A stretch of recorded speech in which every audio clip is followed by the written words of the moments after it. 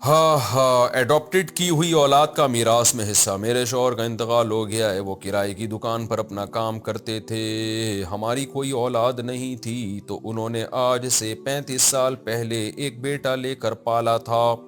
وہ بیٹا کافی سالوں سے اس دکان کو چلا رہا ہے۔ میرے شوہر زندگی میں کہتے تھے یہ بیٹا عاق ہے۔ اب ان کے مال میں وراثت کس طرح تقسیم ہوگی؟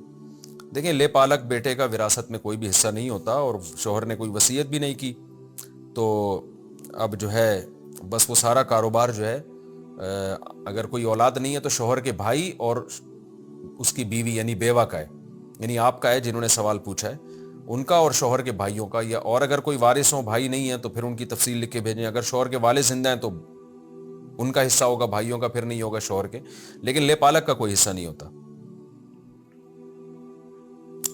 اللہ کے بارے میں برے خیالات آنا۔ مجھے کئی سالوں سے اللہ کے بارے میں برے خیالات آتے ہیں، اس کی وجہ سے میں ڈپریشن میں چلی گئی ہوں، اب میں اس سے جان نہیں چھڑا سکتی۔ نماز، ذکر، تلاوت، ہر وقت دل میں برا خیال رہتا ہے اور وہ دماغ کو پکڑ لیتا ہے۔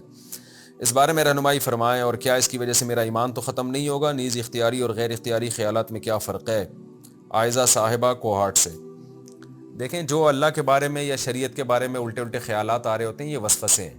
ان کا حل یہ ہے کہ ان کو نہ بھگانے کی کوشش کریں نہ لے کر آئیں، اور اپنے آپ کو بزی رکھیں۔ آ رہے ہیں تو آنے دیں، ٹینشن نہ لیں اس کی، اس سے کوئی نقصان نہیں ہوتا، اس سے نہ اللہ ناراض ہوتا ہے، نہ ایمان میں کوئی کمی کی علامت ہے۔ یہ ہے خام خامے شیطان اوٹ پٹانگ چیزیں ڈالتا رہتا ہے۔ تو اس کا حل یہی ہے کہ آ رہا ہے تو آنے دیں، نکالنے کی بھی کوشش نہ کریں، آنے دیں۔ تو اس کو لفٹ کرائے نا زیادہ تو پھر ٹینشن ہوگی۔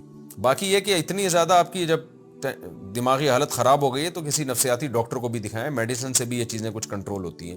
اور اپنے آپ کو بزی رکھیں، ایسے دلچسپ کاموں میں بزی رکھیں تاکہ دماغ ایک طرف رہے، اور پھر بھی خیالات آتے ہیں تو آنے دیں، اس سے کوئی ٹینشن نہیں ہے۔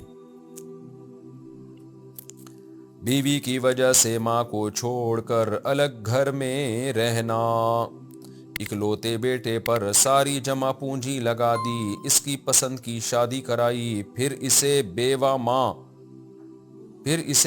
ماں بیکورڈ لگنے لگی، اور بہنیں دشمن لگنے لگیں۔ اللہ تعالیٰ ہدایت دے اس کو، نالائق کو۔ اپنے ماڈرن لائف اسٹائل کی وجہ سے ایڈجسٹ نہیں کر پا رہی، بیوی اپنے ماڈرن لائف اسٹائل کی وجہ سے ایڈجسٹ نہیں کر پا رہی، حالانکہ شادی کے بعد سے وہ بالکل الگ اوپر کے پورشن میں رہ رہے ہیں۔ تو کیا بیوہ ماں اور بے سہارا بہنوں کو چھوڑ کر الگ گھر لے کر رہنا شرعی طور پر جائز ہوگا؟ کیا شرعاً ماں بہنوں کو لوگوں کے رحم و کرم پر چھوڑنا صحیح ہے؟ ایک خاتون نے اسلام آباد سے پوچھا۔ دیکھیے، میں آپ کا غم سمجھتا ہوں، اگر بہو نالائق ہے تو اس کو اللہ سے خوف کرنا چاہیے، اپنی اصلاح کرنی چاہیے، لیکن اگر نالائق ہے تو اس کا حل یہی ہے کہ بیٹا الگ رہے اس کو، بہو کو لے کے۔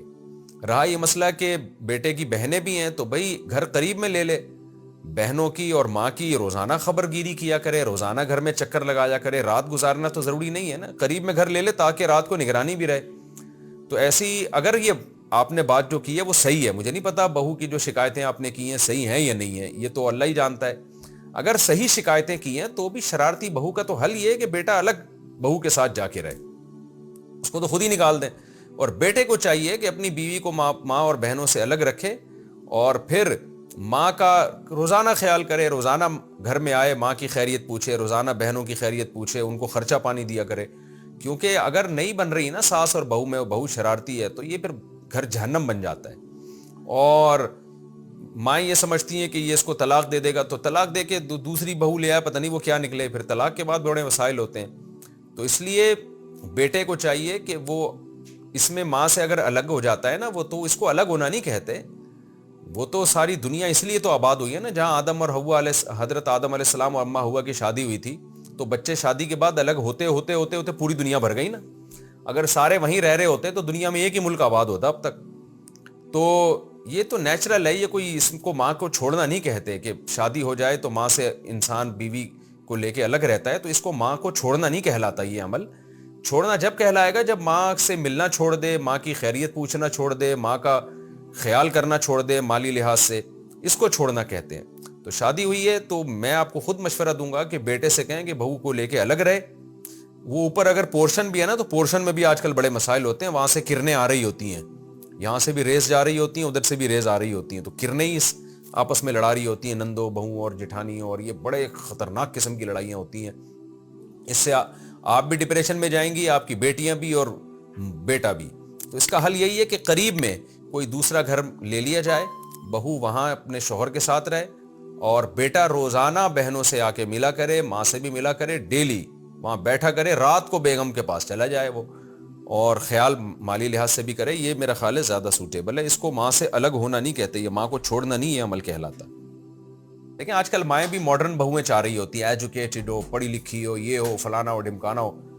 تو بعض ایجوکیٹڈ پھر اسی طرح کی نکلتی ہیں، وہ پھر گھریلو نہیں ہوتی. وہ تو ماؤں کو بھی تو چاہیے نا، اپنی ہاؤس وائف تو چاہیے ہی نہیں ہوتی آج کل. آپ کے علاوہ کی بات کر رہا ہوں میں، جو یعنی جو خواتین بیان سن رہی ہیں، تو اس کے بھی سائیڈ افیکٹ ہیں. بہو گھریلو ہی اچھی ہوتی ہے، پڑھی لکھی ہو، لیکن اگر پڑھی لکھی ہو تو کوئی عیب نہیں ہے، لیکن گھریلو ہو.